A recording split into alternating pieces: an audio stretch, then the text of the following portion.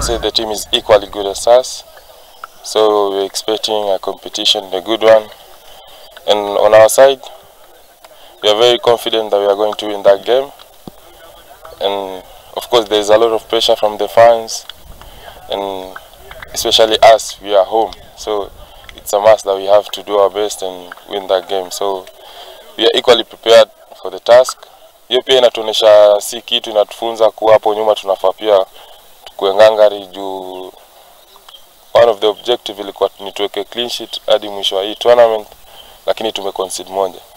So tutaendelea kuwa ngumu hapo nyuma, hatutaki mabao.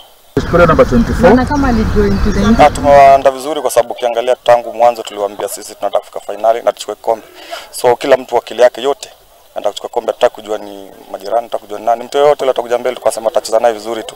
So maandalizi yetu yamekuwa mazuri juu tunataka kufika finali peke yake. Na